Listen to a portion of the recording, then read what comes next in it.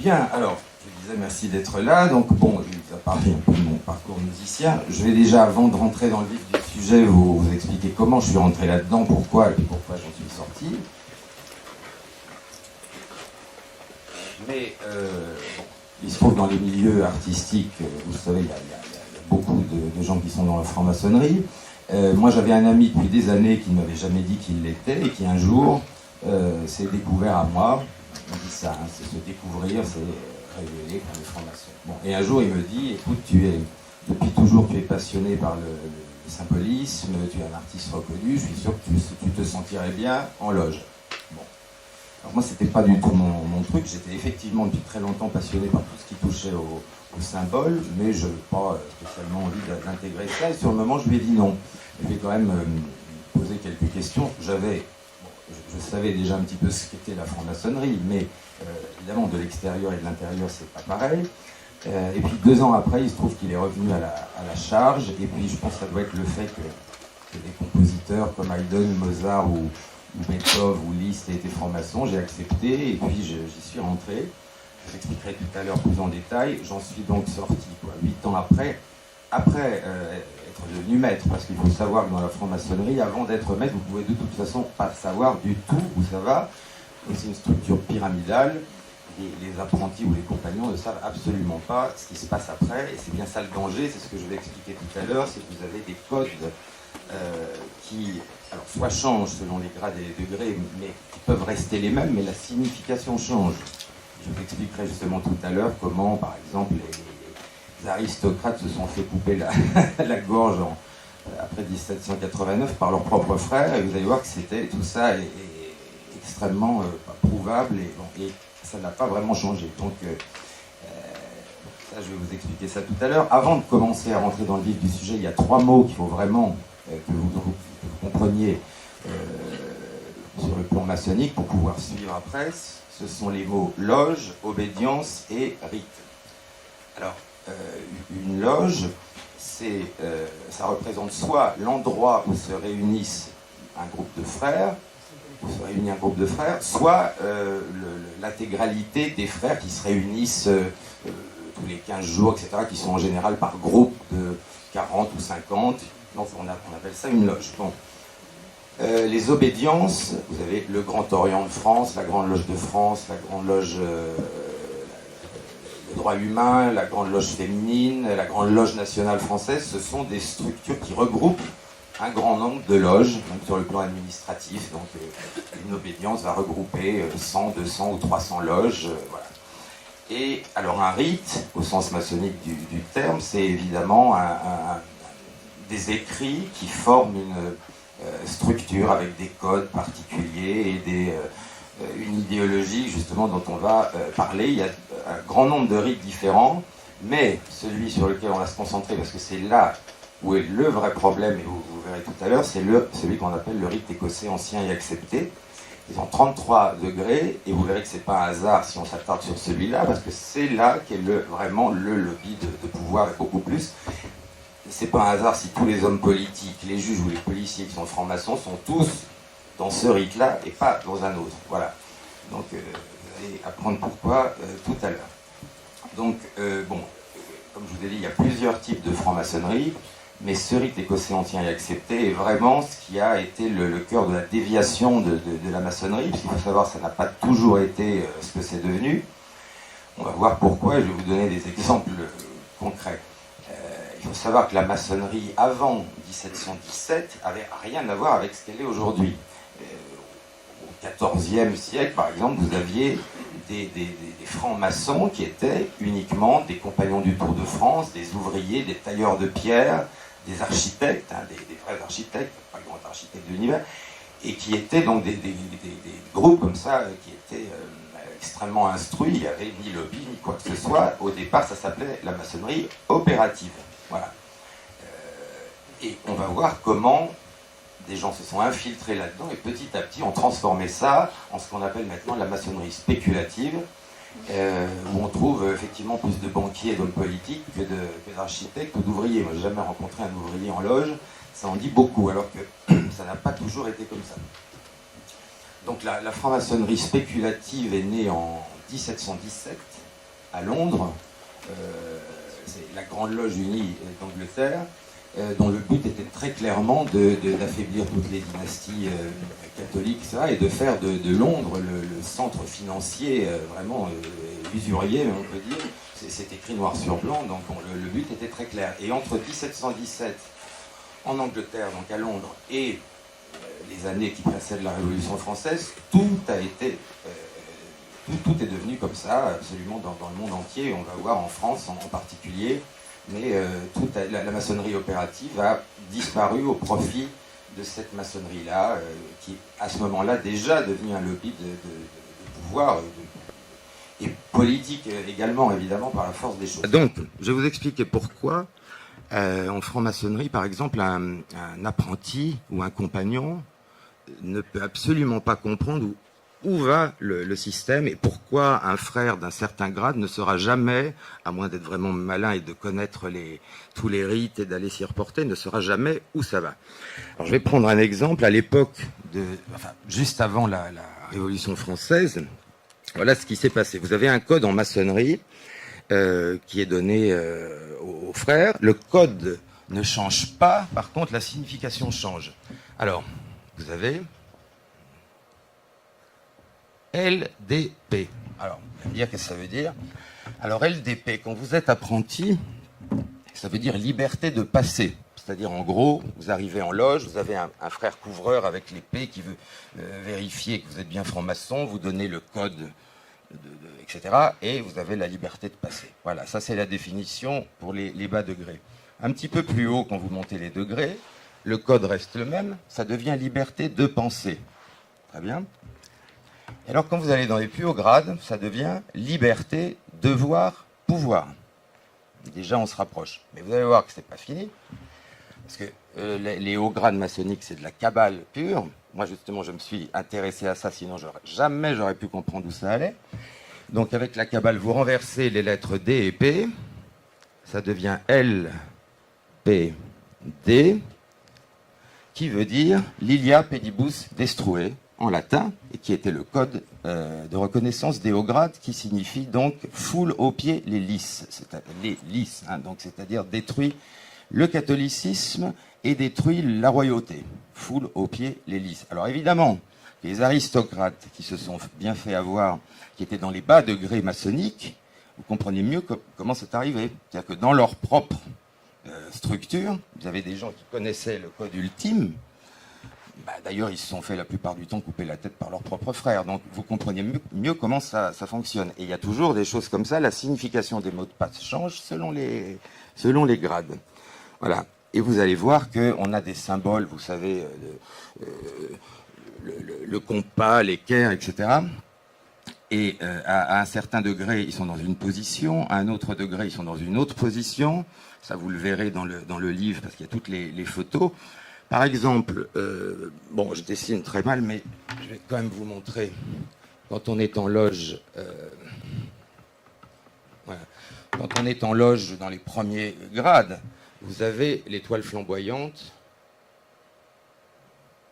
bon, qui est, bon, je dessine vrai, voilà, c'est très réussi, voilà, magnifique. Bon, voilà, on va essayer. Bon, c'est raté. Enfin bref, c'est pas exactement ça que je voulais faire. Voilà, vous avez la pointe unique en haut. Voilà, on va quand même faire ça mieux si on peut. C'est pas génial non plus, mais c'est pas grave. Et vous avez la lettre G au milieu. Bon, enfin, vous comprenez, ça représente le corps de l'homme et l'esprit. Bon, là, vous avez la position normale, enfin celle dont on croit qu'elle est essentiellement maçonnique, qui symboliserait plutôt l'esprit qui dirige la matière. Hein. Sauf que, bon, je vais vous épargner un deuxième dessin, vous pouvez très bien imaginer par vous-même, sauf qu'à partir d'un certain degré, elle se renverse. Et la pointe unique est en bas. Ce que certains appellent le bouc de Mendès, etc. Donc c'est pas satanique, c'est luciférien. Il y a une différence. Mais bon, on peut dire satanique si on veut, mais c'est surtout luciférien. Ça devient, dans les plus hauts grades, l'esprit au service de la matière. Mais ça, les gens des bas grades ne le savent pas. Et ça n'est que ça. C'est-à-dire qu'au bout d'un moment, on vous dit, ouais, vous vous rappelez de ce qu'on vous a dit, ce qu'on vous a appris? Oui, très bien. Bah, oubliez-le, c'est le contraire. Voilà. Bon. Et ça, c'est juste un exemple parmi d'autres. Également dans la position de l'équerre et je ne sais pas si vous connaissez la signification, vous avez l'équerre et le compas. Voilà. L'équerre symbolise, maçonniquement parlant, le monde visible, la matière, et le compas signifie l'esprit, l'imagination, etc. Bon. Quand il s'agit du grade d'apprenti, le compas est derrière l'équerre. Au grade de compagnon, vous avez une branche au-dessus, une branche en dessous. Au grade de maître, les deux, le compas est sur l'équerre. Par contre, pareil, donc là, ça symboliserait effectivement l'esprit domine la matière. On part d'une pierre brute pour avoir une pierre cubique, etc. Sauf que, pareil, dans les hauts grades, ça se retourne et vous avez l'équerre en haut, le compas en bas. Voilà. Bon, je ne vais pas vous en donner, je pourrais continuer jusqu'à demain, mais je pense que ça suffit, vous avez bien une idée. Et tout le symbolisme est comme ça, si vous voulez. Les outils symboliques sont les mêmes, leur signification change en permanence. Voilà. Donc ça vous donne déjà une bonne idée. Alors, je vais vous parler donc évidemment du rite écossais ancien et accepté, qui est fondé sur un mensonge formidable et sur des faux, un type qui s'appelait Morin. Enfin, je ne vais pas rentrer dans ces détails-là, mais il faut savoir que dans ces 33 degrés, vous avez des choses proprement ahurissantes et que la plupart des gens ne savent pas. Alors, je vais m'attarder sur un grade qui est le plus dangereux et le plus hallucinant, qui s'appelle chevalier Kadosh. Kadosh qui veut dire saint en hébreu. Le chevalier Kadosh, s'il accepte l'initiation et s'il part pas en courant, il doit faire quoi? Il doit prendre un poignard et poignarder symboliquement la religion, le roi, etc. Enfin, c'est un rituel de vengeance talmudique qui n'a rien à voir avec ce que la maçonnerie a été. Et d'ailleurs, quand ces grades ont été créés, pareil, au XVIIIe siècle, il y a eu énormément de maçons. Il y avait aussi des gens honnêtes là-dedans qui ont résisté à ça et qui ont dit mais on ne veut pas de ces rituels-là, d'où ça vient. Bon. Et par exemple, le rite écossais rectifié, qui n'était pas du tout antichrétien, a condamné l'usage de ces grades. Malheureusement, aujourd'hui, c'est le grade le plus important, c'est la structure des hauts grades maçonniques. Et bon, le symbolisme, voilà, bon courage. Et vous allez voir que tout ça se tient. Pourquoi vous avez des grades comme ça? Parce que le but de ce que j'appelle la néo-maçonnerie spéculative, c'est très clairement, non seulement détruire l'Église, je crois que c'est à peu près fait, mais aussi ce sont des grades de vengeance. On parle de sang, on parle de meurtre, enfin, ce sont des choses qui n'existaient pas du tout dans la maçonnerie opérative. Dans la maçonnerie opérative des Compagnons du Tour de France, vous prêtiez serment de fidélité à votre pays, au roi et à Dieu. Voilà. Là, vous avez, si je vous lis, attendez, je vais le retrouver, si je vous lis le serment, si j'arrive à le trouver,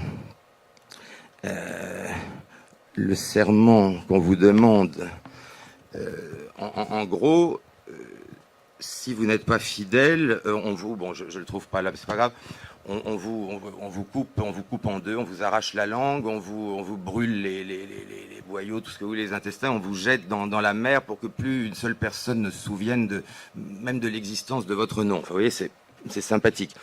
Bon, et ça, c'est la maçonnerie spéculative, celle qui est née, comme je vous l'ai dit, entre 1717 et qui s'est finalisée juste dans les années précédant la Révolution française, mais ça a été très vite et dans le monde entier. Donc maintenant, tous les gens de pouvoir, à chaque fois que vous entendez parler d'un scandale maçonnique, c'est toujours ce rite-là, hein, c'est pas un hasard.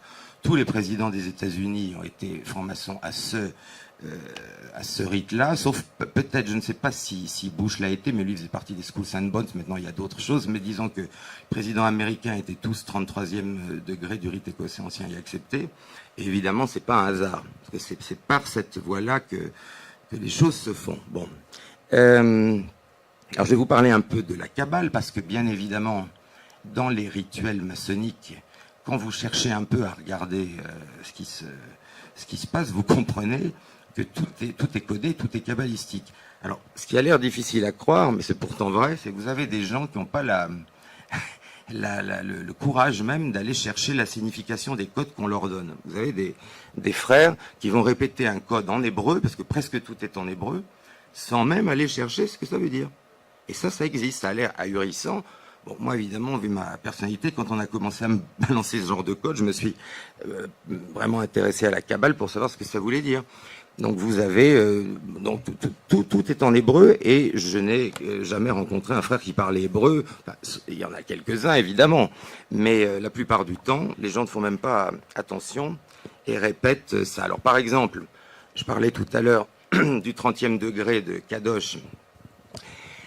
Vous devez, en même temps que vous faites ce que j'ai dit tout à l'heure, prononcer Nekam Adonai, qui veut dire vengeance Seigneur en hébreu. Bon, mais vous avez des choses encore bien plus ahurissantes que ça. Je vais vous en trouver quelques-unes. Par exemple, quand vous êtes au 26e degré, bon, d'abord le mot sacré c'est Yehovah Yakin, donc c'est de l'hébreu évidemment. Un seul Dieu, éternel et souverain en toutes choses, etc. Je vous épargne les mots de passe. Et voilà l'extrait du rituel de réception, ce que vous devez répondre pour entrer en loge. Donc on vous demande quelle est cette triple alliance. Alors accrochez-vous pour la réponse, hein, vous allez voir que la franc-maçonnerie c'est vachement laïque. Et, hein, celle que l'Éternel fit avec Abraham par la circoncision, celle qu'il fit avec son peuple, Eliram, dans le désert par l'entremise de Moïse.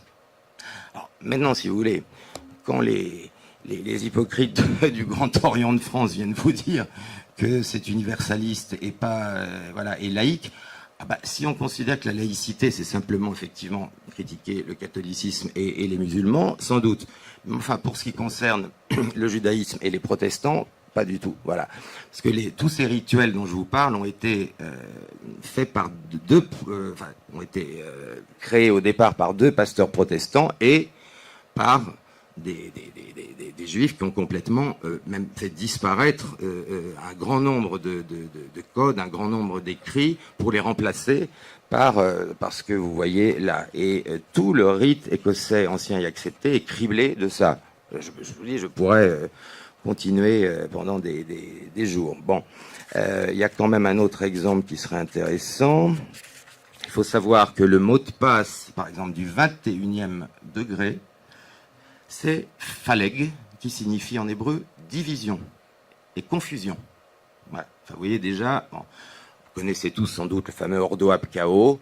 Bon, enfin, de toute façon, vous avez vu sa réalisation en Syrie ou ailleurs. Enfin voilà. Bon, et vous avez ces mots de passe, confusion, chaos, etc., que vous retrouvez toujours en hébreu. Hein.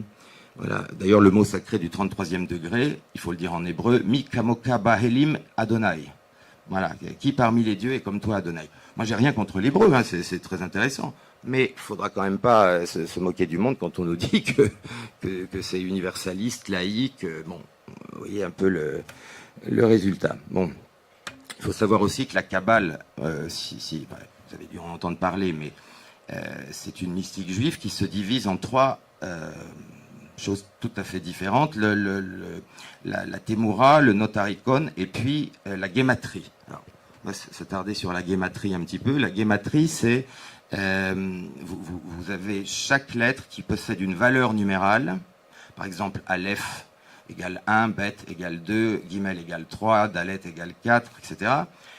Et ça consiste à chercher le nombre d'un mot, c'est-à-dire par exemple 1 plus 2 plus 5, etc. Ça vous donne évidemment un nombre que vous allez, selon la loi des analogies, comparer à d'autres mots qui ont la même valeur et qui sont donc kabbalistiquement liés. Vous avez aussi donc le système de la Temura. Vous prenez la première lettre de l'alphabet, vous la transformez en dernière, la deuxième en avant-dernière, etc., etc. Donc la Kabbale, c'est ça, et les codes maçonniques sont remplis de ça. Alors, je vais vous donner un exemple qui est, je pense, intéressant. Par exemple, en hébreu, le mot lumière, infini, mystère ont la même valeur numérale, ce qui est assez logique. Bon.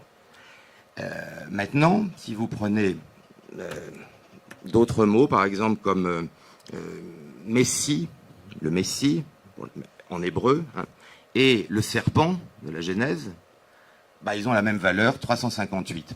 Si vous calculez combien il y a de chances pour que deux mots comme cela ait la même valeur numérale de 358, je ne sais pas sur du combien on est, mais 1 sur 2 milliards. Donc, vous avez ça aussi dans les codes maçonniques. Le Messie, en hébreu, et le Satan, en fait, le serpent de la Genèse, ont la même valeur numérale, ce qui, évidemment, kabbalistiquement, veut dire beaucoup. Voilà. C'était juste pour vous donner un exemple. Bon. Alors maintenant, je vais vous parler un peu de d'abord de comment le rite ancien et accepté a été conçu, et surtout les liens qu'il a avec des choses que vous soupçonnez même pas. Donc, ça vous le verrez plus en détail dans le livre. Mais il faut savoir que on nous dit que la franc-maçonnerie du rite écossais ancien et accepté à 33 degrés et c'est fini. Mais en fait, au-dessus de ça, vous avez une maçonnerie. Alors, ils n'acceptent pas ça, mais vous avez une maçonnerie qui s'appelle le bénébérite, hein, interdite aux non-juifs. C'est très clair. Interdite aux non-juifs. Seuls les juifs de sang de la mer, etc., peuvent y rentrer. Et il se trouve que, alors, ils répondent non, mais ça n'a pas de lien, etc. Bon, non seulement ça en a un, mais j'ai retrouvé les preuves des chartes signées entre Albert Pike, qui est celui qui est l'auteur d'ailleurs du fameux dogme et morale dogme et rituel de la franc-maçonnerie, qui est le livre, un des livres phares des maçons de haut grade. Eh bien, Pike, avec le bénébérite, ont fait un accord. Là, je ne retrouve pas la date ici, mais je vous la donnerai tout à l'heure si vous voulez, c'est pas très grave. Un accord de réciprocité qui a été signé en bonne et due forme. Alors, il faut savoir que Pike, le fameux Pike, était aussi un des grands maîtres du Ku Klux Klan. Mais attendez, vous n'êtes pas au bout de vos surprises. Parce que non seulement... Alors d'ailleurs, le triple K de Kadosh, hein, du 30e degré, fait aussi référence au Ku Klux Klan. Mais vous allez voir beaucoup mieux, c'est que le bénébérite aussi a eu des liens avec le Ku Klux Klan. Je vais essayer. Alors là, il faut quand même que je vous retrouve le passage. Voilà, donc, parlons du bénébérite. Hein. Les bénébérites ne sont qu'un pis-aller. Partout où la maçonnerie peut avouer sans danger qu'elle est juive par nature et par fin, des loges ordinaires suffisent à la tâche. Alors là, il faut que je donne mes sources, évidemment. Cet extrait du Bénébérite Magazine, hein, du volume, je crois, 63, voilà, signé par le frère Magnien, etc., etc. La maçonnerie est une institution juive dont l'histoire, les degrés, les fonctions, les mots de passe et le catéchisme sont juifs du début à la fin, à l'exception d'un grade intermédiaire et de quelques mots dans l'engagement. Ça, ce sont les publications de Jewish Society à Philadelphie, 3 août 1855. Il faut savoir qu'en plus, le président du Bénébérite, dans les années 1860, s'intitulait Grand Nazi. Ça a l'air d'une blague, parce que vous allez me dire, mais comment on peut s'intituler Grand Nazi en 1868 ? Il faut savoir que c'était des titres qui se donnaient eux-mêmes comme princes de l'exil du temps de Babylone, et donc voilà. Alors ça, je pense, c'est quand même intéressant. Donc le grand secrétaire s'appelait Grand Sahar, et le grand président s'appelait Grand Nazi. Bon. Vous avez en 1929, dans le journal du Bénébérite, One Jewish Aristocracy, on découvre donc cet article. Si nous sommes en mesure d'avoir au Bénébérite 36 aristocrates juifs en vie, nous serons en mesure de propager partout notre évangile. L'ordre international Bénébérite a besoin de réunir l'élite des communautés juives pour l'intéresser aux problèmes de notre peuple. Le Bénébérite accepte dans ses rangs tout juif pouvant contribuer à relever le prestige d'Israël. Et ça, c'est bien avant la création de l'État d'Israël. Bon. Je vais finir la démonstration. Je vais quand même pour trouver la date, hein, parce que je parlais d'Albert Pike. L'accord entre le Bénébérite et le rite écossais ancien et accepté a eu lieu le 12 septembre 1874 à Charleston, entre donc Albert Pike, chef suprême du directoire dogmatique du rite écossais ancien et accepté, et Armand Lévy pour le Bénébérite. Voilà. D'ailleurs, Albert Pike a signé de son nom d'initié Limud Einshof. Einshof, c'est la correcte prononciation de sans limite en hébreu. Voilà. Alors, je termine juste avec ça. Accrochez-vous, cet extrait de la revue du Bénébérite de janvier 1923. C'est le bénémérite qui parle. Le Ku Klux Klan peut devenir un instrument de progrès et de bienfaisance utile à la fois au pays et à ses citoyens. Vous voyez ? Bon. Faut comprendre quand on essaie de dire des choses, quand on dit que les nazis, c'est pas toujours du côté... Enfin, vous voyez ce que je veux dire ? Bon, là, quand même, je pense que... Voilà. J'en dirai pas plus, c'est pas la peine. Ça, de toute façon, c'est sourcé, c'est prouvé, on a retrouvé, donc voilà. Et le grand sorcier impérial du Ku Klux Klan n'était pas du tout en reste, puisqu'il a dit « S'il est permis d'appliquer aux Juifs un des titres qualificatifs de l'ordre des chevaliers du Ku Klux Klan, on peut dire qu'il est lui-même Klansman, et que c'est lui-même qui a maintenu et montré le clanisme pratique. » Voilà, je pense que c'est pas la peine d'en dire plus. En tout cas, le lien déjà entre le bénémérite et le rite écossais ancien accepté, démontré et prouvé, et le lien entre le bénémérite et le Ku Klux Klan aussi. Voilà, alors, bon, quand même des documents qui restent.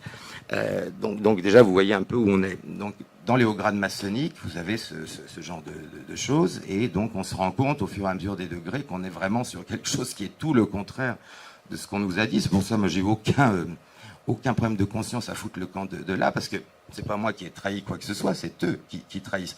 Ils vous vendent la franc-maçonnerie comme quelque chose de laïque, mais dans le bon sens du terme, c'est-à-dire de laïque dans le sens de respect des croyances ou des non-croyances de l'autre, ok ? Mais c'est pas ça. C'est du laïcisme, et c'est du laïcisme uniquement quand il s'agit de critiquer les catholiques et les musulmans. Mais tout ce que vous voyez est en hébreu, et ça, je dis, ça me gêne pas, mais il faudrait quand même expliquer pourquoi. Et quand vous voyez la nature des codes, bon, là, on est dans du Talmud pur, quoi. Voilà. Et ça, c'est quand même un peu emmerdant. Mais ce qui a l'air incroyable, c'est que vous avez aussi des francs-maçons qui sont en loge depuis longtemps, et qui... Parce que chacun a son rôle, mais il y a des gens qui restent depuis des années, qui sont même pas conscients de ça, qui n'ont pas forcément eu l'envie d'aller dans d'autres grades ou de chercher tout ça. Et très souvent, ils ne parlent pas l'hébreu, donc on leur donne un code, ils le répètent, ça existe aussi. Bon, évidemment, il y en a qui le savent, ça, il n'y a pas de doute. Mais il y a beaucoup de gens qui se contentent de se laisser... ils veulent pas aller regarder au-dessus, évidemment, on leur dit... vous savez, si vous êtes compagnon, par exemple, et que vous êtes un peu curieux et que vous voulez demander à un maître mais ça, qu'est-ce que c'est ? Il va vous dire, tu la boucles. Non, tu es à ce degré-là, non. Donc c'est pour ça que, à moins d'être vraiment curieux comme moi et d'avoir compris le système kabbalistique et de pouvoir remonter à la source, on ne peut pas comprendre où ça va. C'est pour ça qu'il y a des gens qui sont tout à fait aussi honnêtes en maçonnerie et qui sont, à mon avis... exploité ou en tout cas utilisé sans le savoir, mais il y a beaucoup de gens qui ne savent pas que ça va là. Voilà. Alors je répète qu'il y a d'autres rites maçonniques qui ne sont pas corrompus à ce point-là, mais ça c'est le rite le plus pratiqué au monde, et comme je vous ai dit, c'est pas un hasard si tous les politiques, les juges, etc. en font partie. D'ailleurs, j'avais soutenu mon ami Bruno Gollnisch, à l'époque, qui avait été le seul homme politique français à avoir le courage d'essayer d'obliger la franc-maçonnerie à publier la liste des juges francs-maçons, parce que je ne sais pas si vous imaginez, quand on sait ce que sont les fraternels, vous savez quand même dans la franc-maçonnerie, si un frère est en difficulté, il fait un certain geste, etc., et le frère ou la sœur qui est à côté est censé être obligé de le sortir de soucis dans lequel il se trouve. Alors quand il s'agit d'un restaurateur ou je sais pas quoi, c'est pas grave. Mais quand il s'agit de juges ou de policiers, vous pouvez imaginer où ça va. D'autant plus que les fraternels, c'est pire que la maçonnerie. Ce ne sont pas des réunions en loge où vous pouvez avoir un banquier, un restaurateur, je sais pas quoi. Les fraternels, c'est lorsque une même corporation se réunit avant, par exemple, je sais pas, je prends un exemple, vous avez le procès Tapie. Moi, je suis pas un fan de Tapie, mais cela dit, c'était étrange, hein, le procès Tapie Crédit Lyonnais. Là. Bon, voilà, on sait très bien qu'il y a la fraternelle judiciaire, qui en général est connue pour être très à gauche. Bon, ça, ils ont le droit, mais enfin, voilà. Donc, imaginez ce qui peut se passer dans une démocratie quand vous avez des juges et des policiers qui sont dans les systèmes des fraternels. Voilà. Donc, il ne s'agit pas d'interdire franc-maçonnerie, il s'agirait dans un pays démocratique d'exiger que ceux qui ont cette appartenance-là la livrent. Enfin, je veux dire, c'est pas... voilà. Bon. D'ailleurs, il y a des pays qui l'ont fait. Enfin, en France, je crois qu'on aura du mal. On peut espérer, on a fait passer le message... bon, on verra. Mais enfin, ça me surprendrait beaucoup. Alors, par exemple, Pour vous donner une idée, il y a quelques mois, Madame Vallaud-Belkacem a reçu une très haute distinction maçonnique. Ah bah sûrement pour l'ensemble de son œuvre, évidemment. Elle a bousillé une génération, elle en a fait des crétins, elle a supprimé le latin et le grec, elle a amené l'autre abruti là, qui a un bras qui marche pas, je sais plus comment il s'appelle. Voilà, Debouze. À la place du latin et du grec, elle a foutu Debouze. Maintenant, elle fait de la propagande pour la franc-maçonnerie auprès des jeunes. Hein, et donc, pour l'ensemble de son œuvre, évidemment, elle a été récompensée. Mais alors là, c'est pareil. Il ne faut pas croire que ce sont les frères. Moi, j'ai jamais rencontré un frère, à l'époque où j'étais franc-maçon, qui avait une quelconque admiration pour cette nanette. Ça passe au-dessus des frères. C'est le grand maître de la loge, qui, pour des raisons X ou Y, bah là, évidemment politiques, fait ça. Il n'y a pas un vote. C'est ça que je veux dire. Alors, ce que je comprends pas, moi, quand j'ai vu des choses comme ça, j'ai foutu le camp. Et je comprends pas qu'ils y restent, parce qu'ils sont aussi utilisés. Mais il ne faut pas croire que ce sont les frères qui ont voté, des milliers de frères qui ont voté pour que cette femme soit décorée. Non. Simplement le passé grand maître de la Grande Loge de France qui a décidé ça. Voilà. No comment. Donc effectivement, quand on dit que la franc-maçonnerie, bon, est apolitique, ça, de toute façon, ça fait marrer tout le monde, évidemment. Et ça s'arrête pas là. Bon. Qu'est-ce que je peux vous dire de plus ? D'ailleurs, c'est quand même intéressant. J'avais soulevé le problème en loge une fois avant de partir. J'avais dit, mais quand même, Mozart était franc-maçon. Bon, il est mort bien jeune, le pauvre. Où étaient les frères de sa loge quand il a été jeté dans une fosse commune C'est des petits trucs comme ça. Hein, voilà. Bon, là, ça n'a pas beaucoup plu, mais c'est pas grave. Évidemment, la réponse, on l'attendra longtemps. Voilà, donc moi je m'adresse autant à des jeunes qui sont rentrés là-dedans et qui parfois peuvent le faire tout à fait de bonne foi en disant essayez de penser à ça, quoi. Parce que l'idée de fraternité, il faut bien comprendre ce que c'est pas vraiment ça. Et de toute façon, la franc-maçonnerie a forcément besoin d'avoir des idiots utiles, comme on a pu l'être. Il faut des artistes pour montrer que c'est pas uniquement composé de banquiers, de juges et de politiciens. Mais bon. Ça s'arrête là. J'ai jamais vu un artiste ou un ouvrier du bâtiment, même brillant, etc., devenir grand maître d'une obédience. Hein, on est bien d'accord. Donc il est clair que c'est devenu... Et ça, c'est arrivé, je vous ai dit, entre 1717 et avant la Révolution française. Tout était déjà en place. Il y a beaucoup de gens qui pensent que tout ça vient de Jules Ferry. Bon, effectivement, celui-là, c'est quelque chose aussi, mais il n'a rien inventé. Tout était déjà en place avant. Hein. Les dérives de la maçonnerie, c'est pas le début du XXe siècle, c'est, comme je vous dis, la création de la Grande Loge Unie d'Angleterre, et tout a été fait en quelques années. Sous la Troisième République, le gouvernement était entièrement maçonnique. C'est absolument hallucinant. Et d'ailleurs, Jules Ferry, qui passe pour un grand homme qui aurait créé l'école libre, obligatoire, etc. Bon, c'est pas difficile de vérifier que c'est Louis XIV, mais c'est pas grave, Louis XIV et Louis XV. Bon.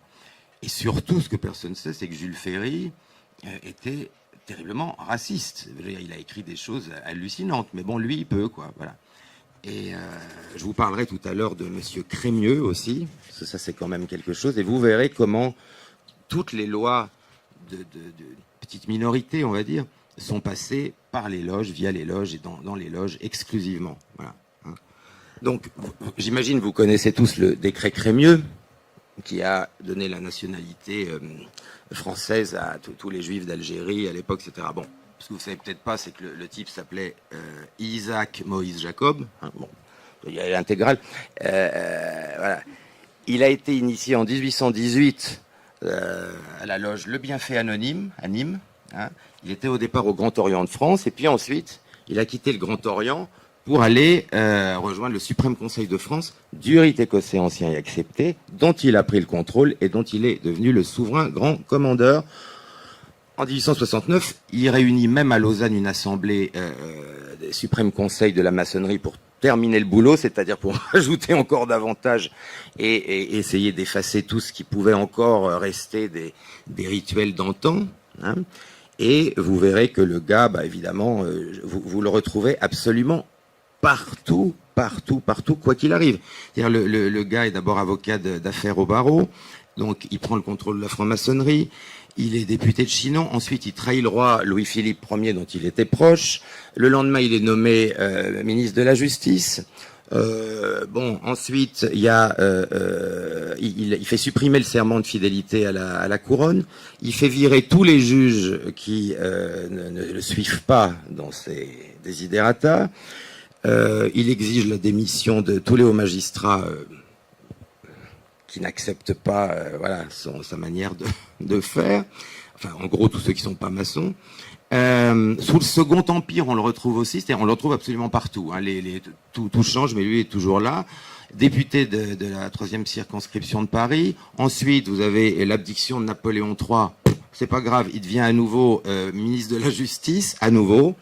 Ensuite, il y a la Commune. Il se passe quand même des trucs en France. Hein. Il est toujours là, député, etc. Et ensuite, il devient sénateur inamovible jusqu'à sa mort. Voilà. 33e degré du rite écossais ancien et accepté. 33e degré qu'il a reçu d'ailleurs l'année même où il a intégré le rite, ce qui est totalement proscrit par les règlements, mais pas pour Isaac, Moïse, Jacob, hein, évidemment. Donc voilà.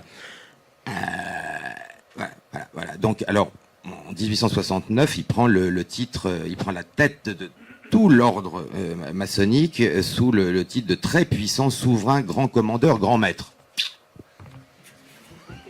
Voilà. Bon, je vais pas vous faire. J'aurais pu. Alors, il y a Albert Pike aussi, mais je vous en ai déjà un peu parlé tout à l'heure. Vous allez voir, le mec là, c'est vraiment la totale. Hein. Bon. Donc, quand vous voyez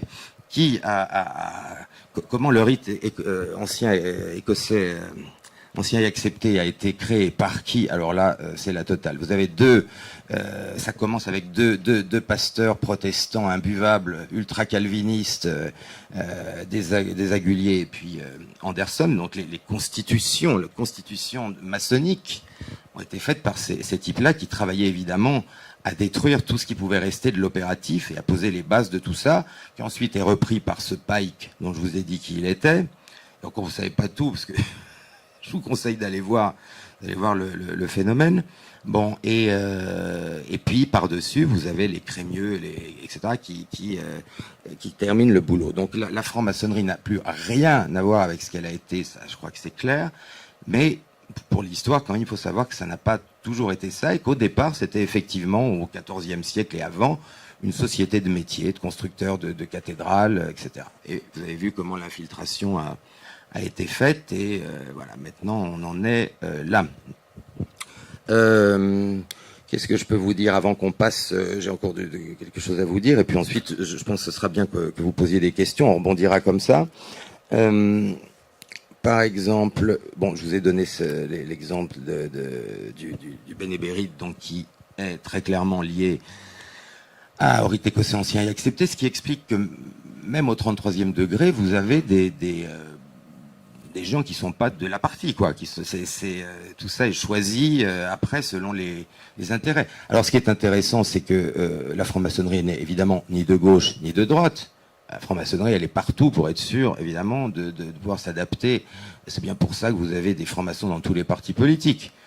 Je dis bon courage aux gens qui voteront pour Mélenchon, parce que quand on voit où il est placé dans la hiérarchie maçonnique, il ne faudra pas s'étonner. Voilà. Mais il y a aussi des francs-maçons, il y a Xavier Bertrand, il y a aussi Maître Collard. Alors, j'avais des amis tout à l'heure qui me demandaient comment se fait-il que Collard, qui est on peut dire porte-parole de Marine, n'a pas pris sa carte au FN. Et j'expliquais qu'il ne peut pas, parce que, vous voyez, l'hypocrisie de la maçonnerie, un maçon qui aurait sa carte au FN serait immédiatement expulsé. Alors, ce qui montre en plus, il dit c'est apolitique, mais c'est apolitique, si vous avez une carte au FN, vous êtes expulsé immédiatement. Donc, il ne prend pas sa carte au FN pour rester dans la maçonnerie, parce que cette charte n'est toujours pas tombée. Donc, où il y a des gens du FN qui ne disent pas qu'ils y sont, mais enfin, s'il avait pris, lui, sa carte, il se serait fait expulsé de la franc-maçonnerie. Voilà, donc vous voyez un petit peu mieux comment ça fonctionne. Voilà, que vous dire d'autre? Si, je voulais quand même dire un mot sur ce qu'on appelle les tenues blanches, parce que moi, ça a été vraiment la goutte d'eau qui fait que je suis parti. Ce qu'on appelle une tenue blanche, c'est quand un conférencier, alors qu'il peut être maçon ou pas, vient parler pour les frères, c'est-à-dire vient faire une conférence pour les frères. Moi, j'ai vu la liste des invités, j'ai assisté à 3 tenues blanches et je suis parti. J'ai vu Caroline Fourest. Si vous voulez, ça aide un peu. Moi, je conseille aux frères qui n'ont pas trop le courage d'en sortir, allez écouter ça, vous allez voir, ça va vous aider, ça va vous libérer un peu. parce que là, voilà. Bon, vous avez les vies de toutes voilà, les branches, et puis vous avez j'ai Klarsfeld aussi. Alors bon, je peux pas vous répéter, parce que là tout ce que je dis est absolument prouvé, donc ça, je peux pas vous répéter ce qui s'est dit à l'intérieur, parce que là j'aurai un procès aux fesses tout de suite. Alors si vous voulez, vous rentrez, moi j'étais rentré là-dedans. Alors là j'ai commencé quand même un peu à en vouloir au mec qui était de mon parrain. Il m'avait dit non, mais tu vas voir, c'est super, parce que moi quand même je suis pas rentré comme ça. Hein. Je lui ai dit mais attends, Rite Écossais ancien accepté, quand même il y a des trucs. Il me dit non, mais tu vas voir, c'est du symbolisme, c'est très libre. Oui, oui, c'est libre au début. Mais voilà, moi, j'ai pas vu justement des architectes, des grands penseurs dans les tenues blanches. J'ai vu, voilà, la fine équipe, quoi, comme d'habitude. Alors, c'est quand même un problème. Voilà. Donc, mais ça, il faut attendre pour le voir, parce que c'est ce que je dis. D'abord, un apprenti peut pas visiter. Il faut qu'il soit maître déjà pour pouvoir assister à ces tenues-là. Et même, ça dépend à quel degré il est. Enfin, tout est fait comme ça. Bon, donc on verra. Moi, ce qui m'étonne encore, c'est que, en fait, c'est marrant parce que vous avez j'ai encore des gens, bon, évidemment, alors, la plupart des francs-maçons, là, s'ils pouvaient m'étrangler, ils le feraient, mais j'ai quand même quelques personnes que je connais, des amis artistes, par exemple, qui sont encore dans ce truc-là et qui me disent, bah, des trucs, ils n'en peuvent plus, mais ils sortent pas. Alors parfois, c'est par peur, parce qu'ils se disent, bah, bon, pas par peur de se faire tuer, hein, c'est pas ça, mais par peur de se faire, enfin, bon, par peur de se faire boycotter partout. Mais de plus en plus, il y a un malaise. Je ne sais pas comment ça se terminera, mais moi, j'entends de plus en plus de gens qui me disent j'en ai marre d'être là-dedans. Mais je dis, bah, écoute, dégage, sors, vas-y. Enfin, je sais pas. Ou alors, essaie de faire changer ça de l'intérieur. C'est quand même incompréhensible qu'on la boucle à ce point-là et que des frères qui sont scandalisés de la décoration à Belkacem acceptent la boucle. Enfin bon, ça les regarde, mais c'est une structure tellement lourde. Et puis, il faut comprendre qu'il y a aussi bon, il y a des gens qui ont peur d'en sortir, et puis il y a aussi des gens qui préfèrent ne pas trop voir ce qui se passe. Et bon, enfin, disons que l'ambiance est quand même gratinée. Il y avait eu il y a quelques années le grand maître d'une des obédiences les plus pourries, la Grande Loge nationale française. Il s'appelait Stéphanie, le gars. Il avait réussi l'exploit d'envoyer une lettre à Sarkozy. C'était juste avant qu'il se représente et qu'il perde. D'ailleurs, il avait envoyé une lettre donc à Sarkozy qui disait « Nous sommes tous », enfin, il parlait des frères de son obédience, « Nous sommes tous des soldats à vos ordres pour vous faire gagner, etc. » Je peux dire que quand les frères ont appris ça, parce qu'évidemment, Sarkozy s'en est servi, il lui a d'ailleurs répondu très gentiment en mettant les 3 points alors que... Bref. Et le type, évidemment, était empêtré dans des affaires financières, mais impensables. Ça a duré des années. Il se battait même dans les loges. Enfin, bon, vous imaginez un peu voilà. Et aujourd'hui, on a des grands maîtres d'obédience qui n'ont strictement rien à faire des frères. Il faut savoir que quand même, et capitation quand même. Capitation, chaque frère, ça va lui coûter quoi, 400 € par an. Hein, vous voyez, donc maintenant, ils font de l'art-tape, si vous voulez. J'ai même vu que... parce qu'au départ, la maçonnerie, c'était uniquement par parrainage. Quelqu'un qui vous connaissait, qui, s'il pensait que vous étiez apte à entrer, vous faisait rentrer. Ensuite, ils ont fait de la propagande pour être plus nombreux, évidemment. Et le but, ça a été tout de suite de faire en sorte qu'on puisse contacter soi-même une obédience, genre lettre de motivation, etc. Et puis maintenant, on fait plus fort, puisqu'il y a des jeunes dans les collèges, ou plutôt dans les lycées, qui reçoivent des pubs pour rentrer dans la franc-maçonnerie. C'est-à-dire, on peut considérer que le PS, bon, est mort, hein, ça je crois que c'est clair. Les mouvements genre SOS Racisme, il y a de plus en plus de gens qui ont compris que c'était pas un truc antiraciste et que c'était aussi complètement manipulé. Donc ils se demandent comment on va récupérer la jeunesse. Hein, ils vont pas se mettre au PS, ils vont pas. Alors comment on va pouvoir? Et là, il y a vraiment, pour la première fois, un désir de faire intégrer les plus jeunes à la franc-maçonnerie. Alors, on verra ce que ça donne, mais voilà, ça on sent qu'on en est là.